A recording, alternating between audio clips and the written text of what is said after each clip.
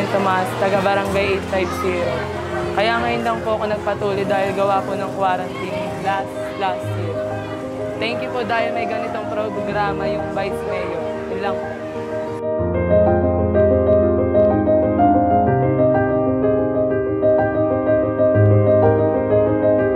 Nakakatuwa dahil kumpleto yung programang nilapag ninyo na Operation Tuli, simula almusal, shower or paligo sa mga batang tutuliin hanggang sa pagkatapos meron pa silang libreng gamot. Maraming salamat po at napakapalad ng zona namin para mapagbigyan na dito ganapin yung libreng tuli ni Vice Mayor Lucebo. Maraming salamat.